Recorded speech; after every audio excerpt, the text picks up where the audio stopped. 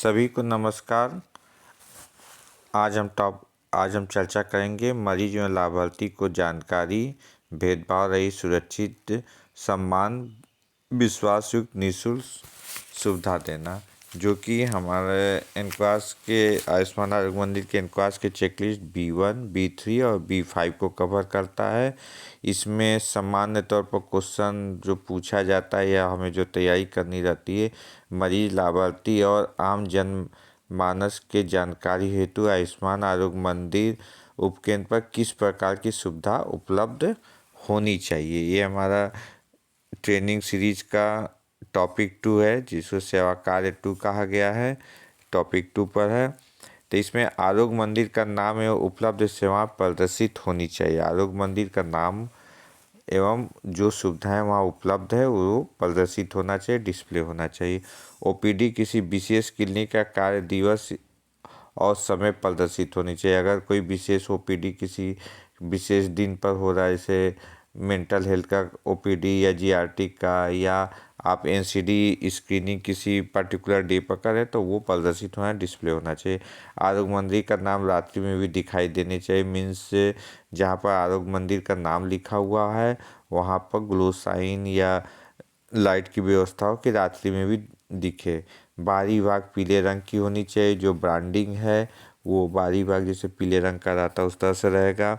जंगले और उसके फ्रेम भूरा रंग का होना चाहिए। ब्राउन कलर का 6 गोले बने हों, ये ब्रांडिंग का पार्ट है। NHM और आयुष्मान भारत का लोगो हो, NHM और आयुष्मान भारत का लोगो बना हो। उपलब्ध सेवाओं का इलेक्ट्रॉनिक डिस्प्ले हो ताकि नाइट में भी देखा जा सके। जो 6 गोले हों या उपलब्ध जो भी सेवाएं हैं वो इलेक्ट्रॉनिक डिस्प्ले भी होना चाहिए। जो सिटीजन चार्ट है उन्हें निम्न जानकारी होना चाहिए। एक तो सिटीजन चार्ट स्थानीय भाषा में हो और जो वहाँ सुविधाएं उपलब्ध हो उसकी जानकारी हो। मोबाइल नंबर में अग्निशमन विभाग का, पुलिस, एम्बुलेंस, CHO, ANM, आशा, नज़दीकी रेफरल चिकित्सा इकाई का मोबाइल नंबर आना चाहिए नाम के साथ।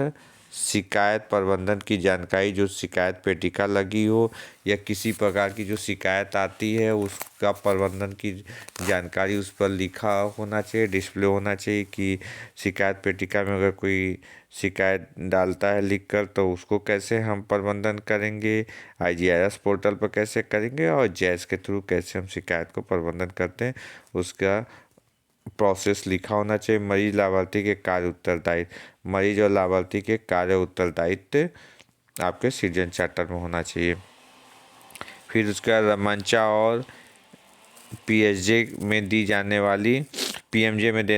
जाने वाली धनराशि का विवरण हो। जो आपका रमंचा मतलब मीन्स से आपका प्रेगनेंसी वगैरह में जो PMJ में जो भी दिया जाता है, जो भी धनराशि दी जाती है आशा को या लाभार्थी को, उसका डिस्प्ले होना चाहिए। EDL दवाइयों का नाम एवं उपलब्धता का विवरण, कितने EDL हैं उनका नाम और कौन कौन सी दवा उपलब्ध है, इस पर टिक लगाना होना चाहिए। आरोग्य मंदिर तक पहुंचने के लिए दिशा सूचक जानकारी, आरोग्य मंदिर तक पहुंचने के लिए रोड पर या रोड के अंदर हो तो वहां पर एक तीर बना हो कि किस तरफ आरोग्य मंदिर है। नवीनतम IC लगा हो, जो भी न्यू ICs हैं। ऑडियो और वीडियो द्वारा जानकारी देने की सुविधा हो। कोई ऑडियो वीडियो इक्विपमेंट द्वारा जैसे TV या कोई स्पीकर द्वारा ऑडियो वीडियो द्वारा आपको जानकारी देने की सुविधा हो कि गवर्नमेंट द्वारा क्या क्या सुविधाएं चलाई जा रही है। समुदाय को विशेष प्रकार की जानकारी हेतु 3D फूड पिरामिड हो, फूड फोर्टिफिकेशन पॉकेट फ्लायर हो, +F लोगों का पजल हो। ये सब चीज़ें आपको CHO के टेबल पर हो ताकि वो किसी भी लाभार्थी को इजी वे में समझा सके दिखाकर। ऑडियो एवं वीडियो द्वारा जानकारी, विशेषकर ईट राइट कैंपेन में टीकाकरण दिवस पर एवं अन्य महत्वपूर्ण दिवसों पर ईट राइट टूल किट, जैसे टीकाकरण हो उस पर ईट राइट के विषय में बताएं कि क्या खाना है, कैसे खाना है, क्या क्या सेफ खाना है। आप सुरक्षित खाने के विषय में, ये सब चीज़ें, टीकाकरण दिवस या कोई भी विशेष दिवस हो जिस दिन गैदरिंग हो, वो सब चीज़ें आप बताने के लिए हो। Handbook, poster, 3D food pyramid, food fortification, pocket flyer, food alteration, व्यक्तिगत एवं परिवेश सुरक्षा गतिविधियाँ आदि, इन सब का हैंडबुक हो या लीफलेट हो या ऑडियो विजुअल द्वारा समझाने की व्यवस्था हो। जात पात, अमीर गरीब, धर्म आधारित, लिंग आधारित आदि में बिना भेदभाव की सेवा हमें देनी चाहिए। महिला मरीज को देखने के लिए कम से कम एक महिला स्वास्थ्यकर्मी जरूर होना चाहिए। अगर पुरुष मेल CHO है तो कभी महिला मरीज को अकेले ना देखे, आशा एनएम की उपस्थिति में देखे। शिकायत निस्तारण हेतु शिकायत पेटिका, शिकायत प्रबंधन रजिस्टर उपलब्ध होनी चाहिए। अगर कोई मरीज या लाभार्थी कोई शिकायत करना चाहता हो जो बोल कर ना कर सके, तो उसके लिए शिकायत पेटिका रहनी चाहिए और उस पर लिखा होना चाहिए कि कब हम शिकायत पेटिका खोलते हैं, कब उसका निस्तारण करते हैं, डेट टाइम के साथ, और किसके थ्रू होता है, तो कम से कम CHO का नाम हो, उसका रजिस्टर हो, जिसमें जैस में शिकायत जो भी आया हो जैस के मीटिंग में उस पर चर्चा की जाए ताकि उसको दूर किया जा सके। मौखिक, लिखित एवं पोर्टल शिकायत प्रबंधन का विधि प्रदर्शित डिस्प्ले होनी चाहिए। जैसे सीजन चार्टर में बताया गया, जो भी मौखिक शिकायत जैस में होता है, लिखित शिकायत शिकायत पेटिका से पोर्टल पर, IGRS पोर्टल पर शिकायत होता है, तो ये प्रदर्शित हो कि कैसे कैसे शिकायत प्रबंधन हमारे आयुष्मान आरोग्य द्वारा किया जाता है। निःशुल्क सेवाएं और सुविधाओं का प्रदर्शन डिस्प्ले होना चाहिए। आपके यहाँ सारी सुविधाएं निःशुल्क है हमारे यहाँ, तो ये कम से कम लिखा होना चाहिए कि सारी सेवाएं निःशुल्क है, क्योंकि कभी कभी आम पब्लिक नहीं जान पाती है कि पब्लिक हेल्थ में सारी चीज़ें निःशुल्क हो, तो ये लिखा होना चाहिए ताकि पब्लिक आपकी सेवा, हम लोग की सेवा आराम से ले सके। मरीज और लाभार्थी के HIV जांच या किसी प्रकार के प्रोसीजर आदि करने के पहले सहमति अवश्य लें। अगर किसी पेशेंट का HIV जांच करते हैं या किसी प्रकार का प्रोसीजर करते हैं तो उनसे सहमति अवश्य लें, जिससे स्टाफ सुरक्षित हो, कभी कोई दिक्कत हो तो सहमति पत्र आपके पास हो, जिसके कारण आप खुद सेफ हो और मरीज को भी पता होना चाहिए कि उनका ये जांच हो रहा है या ये प्रोसीजर हो रहा है।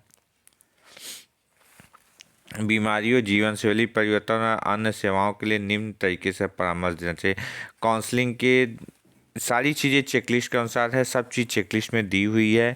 मीन्स वेरिफिकेशन और चेक पॉइंट में जो पॉइंट्स है वही सारी चीज़ें मैं ट्रेनिंग में ओरिएंट करता हूँ। वो इंग्लिश में है, मैं हिंदी में ओरिएंट करने की कोशिश करता हूँ ताकि आप लोग को ईजी वे में पता चल सके। तो उसमें मीन्स वेरिफिकेशन दिया परिवार नियोजन के लिए जी गैदर अप्रोच अपनाते हैं, जिसमें G मीन्स ग्रीट, जिसमें स्वागत, लाभार्थी को सम्मानपूर्वक स्वागत करते हैं। ये मीन्स आज पूछते हैं, परिवार नियोजन की आवश्यकताओं के विषय में पूछते हैं।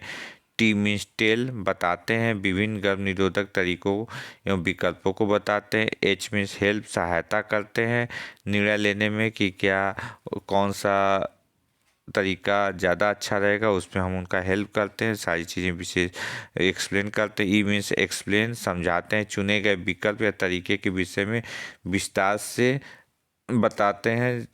प्रभावशीलता, संभावित साइड इफेक्ट, फॉलोअप का महत्व, जो भी वो विकल्प चुनते हैं तो उससे क्या थोड़े बहुत खतरे हो सकते हैं वो बताते हैं, उसके साइड इफेक्ट भी बताते हैं और कब कब फॉलोअप करना है करवाना है वो उसके विषय में बताएं।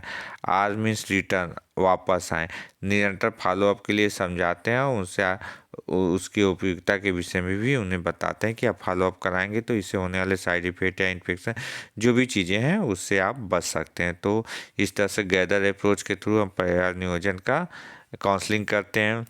फिर NCD के लिए मरीजों के परामर्श के लिए हम टेल का प्रयोग करते हैं, टाक का प्रयोग करते हैं। टाक में TAL के टाक, टी मीन्स टेल मतलब बताते हैं, जीवन शैली में सुधार के विषय में बताते हैं। एडवाइस देते हैं, ए मीन्स एडवाइस, सलाह देते हैं, सुधार करने के विषय में बताते हैं। एल्स मीन्स लीड, आगे आते हैं, सुधार करने के आगे आकर प्रशिक्षण देते हैं। लास्ट में के आता है, के में जानकारी देते हैं उनको, नॉलेज फॉलोअप के द्वारा सुधार लाभ के विषय में बताते हैं। तो ये टॉक हो गया एनसीडी के लिए। तंबाकू छोड़ने के लिए हम 5A के थ्रू काउंसलिंग करते हैं। पहला ये होता है आस पूछते हैं, समुदाय के सभी तंबाकू या शराब या अन्य नशीले पदार्थों के सेवन करने वाले के विषय में पूछते हैं आशा या एनम समुदाय से। सेकंड में एडवाइज सलाह, नशीले पदार्थ को छोड़ने के लिए सलाह देते हैं। तीसरा ए मीन्स असेस, आकलन करते हैं नशीली पदार्थ का सेवन करने वाले उपभोक्ताओं का विस्तृत आकलन उनके विषय में करते हैं कि वो क्यों ले रहे हैं, कैसे ले रहे हैं, क्या ग्राउंड है, फैमिली ग्राउंड क्या है, ये किस माहौल में रहते हैं। चौथा ए असिस्ट, सहायता करते हैं नशीली पदार्थ छुड़वाने में उनका सहायता करते हैं। पाँचवा है अरेंज, व्यवस्था नशीली पदार्थ छुड़वाने हेतु सभी प्रकार की व्यवस्था लगातार करते हैं, जैसे परामर्श, दवा देना, पुनर्वास आदि की सुविधा देना पूरी तरह से हम प्रयास करते हैं। फिर सेकेंड क्वेश्चन है B2 से, समुदाय के सभी प्रकार के मरीज एवं लाभार्थी सुरक्षित वातावरण में सेवाओं ले सके, इसके लिए आरोग्य मंदिर को क्या करना चाहिए। मतलब समुदाय के जितने भी मरीज या लाभार्थी हैं वो सुरक्षित तरीके से सेवाएं ले सकें, इसके लिए हम क्या करते हैं। तो इसमें सभी लाभार्थी 30 मिनट में आरोग्य मंदिर में पहुंच सके। मतलब हमारा आरोग्य मंदिर इस तरह से हो कि सभी लाभार्थी 30 मिनट में हमारे आरोग्य मंदिर पहुंच सके। रेफरल सेंटर 1 से 2 किलोमीटर की दूरी पर हो, कोशिश से रहे कि रेफरल सेंटर 1 से 2 किलोमीटर पर हो। मोबाइल मेडिकल यूनिट सभी क्षेत्र में पहुंच सके। प्लान के अनुसार आउटरीच कैंप जरूर लगाएं। आरोग्य मंदिर कार्य दिवस में 6 घंटे क्रियाशील हो, जब भी वर्किंग डे हो 6 घंटा क्रियाशील हो, इसके लिए डिस्प्ले भी हो। सभी सर्विस पैकेज की सेवाएं उपलब्ध हो, जितनी सर्विस पैकेज हैं हम दे रहे हैं सरकार द्वारा उसकी सारी सेवाएं उपलब्ध हो। Wheel chair, stretcher, RAM railing के साथ रेलिंग की चौड़ाई कम से कम 120 सेंटीमीटर, ढलान बहुत कम हो, इस तरह से रेलिंग बनाया जाए। स्लोप, आरोग्य मंदिर जाने के 2 रास्ते हों और रास्ते में किसी प्रकार का पोल आदि न हो। मतलब आरोग्य मंदिर के 2 रास्ते हों कम से, अगर हो जाए तो बहुत बढ़िया है, और रास्ता अच्छा हो, उसके बीच में रुकावट ना हो। सामाजिक बहिष्कृत या सोशल स्टिग्मा वाले मरीज, जैसे समाज में जिनको थोड़ा सा बहिष्कृत किया जाता है, HIV के मरीज, लेप्रोसी, गर्भपात, घरेलू हिंसा वाले या मानसिक रोगी या GBP प्रताड़ित रोगी जो भी हो, उनकी गोपनीयता विश्वास हमें बनाकर रखते हैं ताकि वो हमारे पर पूरी तरह से विश्वास कर सके। तो B2 में आप इनक्वास की चेकलिस्ट देखेंगे तो यही सब चेक पॉइंट है और उससे रिलेटेड मीन्स ऑफ वेरिफिकेशन है। तो जो भी चेकलिस्ट में है उसी का हिंदी रूपांतरण है समझाने के लिए, ताकि आप इजी में समझ सकें। फिर विशिष्ट असुरक्षित वल्नरेबल मरीज, घरेलू व अन्य हिंसा के मरीज, लिंग आधारित, मतलब विशिष्ट या असुरक्षित वल्नरेबल मरीज कौन होते हैं, जो घरेलू या अन्य हिंसा के मरीज, लिंग आधारित बहिष्कृत मरीज जो होते हैं, लवारिस, अति गंभीर मरीज, बूढ़े मरीज, इनको एक्स्ट्रा केयर की ज़रूरत होती है, इनका विशेष ध्यान देना चाहिए, समय समय पर इनको परामर्श देना चाहिए, कानूनी सहायता की ज़रूरत पड़े तो भी करना चाहिए। ये सब चीज़ें चेक पॉइंट्स में लिखी हुई हैं, इसमें जितनी चीज़ें हो सके एज पॉसिबल करना चाहिए। ऐसा नहीं कि एक आध चीज़ ना हो तो उसके लिए परेशान होना चाहिए कि परेशान हो, ऐसा कुछ नहीं है, क्योंकि कुछ चीज़ें हमारे हाथ में नहीं होता है, गवर्नमेंट के हाथ में होता है, तो उसके लिए बहुत ज़्यादा परेशान होना नहीं चाहिए। जो भी हो जाए इजी वे में, खासकर प्रोसेस वो करते रहना चाहिए। फिर B4 में देखेंगे मरीज लाभार्थी का विश्वास, सम्मान एवं गोपनीयता बनाए रखने के लिए क्या करना चाहिए। मतलब पेशेंट या लाभार्थी जो है, बेनिफिशरीज आपके ऊपर कैसे विश्वास करे और उसका विश्वास बरकरार रखें, इसके लिए हमें क्या करना चाहिए। खिड़की में पर्दा या फ्रोस्टेड ग्लास लगा हो, ताकि जब भी हम उनका एग्जामिन करें तो बाहर ना दिखे, मरीज को देखने के लिए पर्दा की व्यवस्था हो। जो भी हमारा एग्जामिनेशन टेबल है उसके लिए पर्दा हो, ताकि मरीज को हम इजी में देख सके, वो अनकम्फर्टेबल फील ना करे। एक समय में सिर्फ एक मरीज को देखा जाए। मरीज लाभार्थी के सभी रिकॉर्ड सुरक्षित रखा जाए। मरीज और लाभार्थी के जो भी रिकॉर्ड है, चाहे CBAC फॉर्म हो, चाहे NCD स्क्रीनिंग का रजिस्टर हो, चाहे OPD रजिस्टर हो, उसको सुरक्षित रखना चाहिए। मरीज से संबंधित रिकॉर्ड मरीज या उनके परिजन को नियमानुसार ही दिया जाए। मतलब मरीज का जो भी रिकॉर्ड है वो उनके मरीज के परिजन को दिया जाए, वो भी तब जब वो हमारे मुंह से स्वीकृति लेकर आए तभी दिया जाए। ऐसे ना दिया जाए, उनकी पहचान कर कर कम से कम उनके आधार कार्ड के ID कार्ड से पहचान करके तभी उनको उनके रिकॉर्ड की कॉपी दी जाए। सभी प्रकार के कर्मचारियों का बर्ताव सही होना चाहिए, मरीज और लाभार्थी को सौम्य होना चाहिए, सरल होना चाहिए। तो इस तरह से हमारा जो टॉपिक 2 है विशेषकर मरीजों के लिए है, उनको जानकारी कैसे देना है, उनका विश्वास कैसे अपने ऊपर रखना, वो हमारे पर विश्वास करें, इसके लिए क्या क्या करना है, उनको कैसे सुरक्षित रखना है और उनमें कोई भेदभाव ना करना है, इससे रिलेटेड चेक पॉइंट है। ये आपके B4 में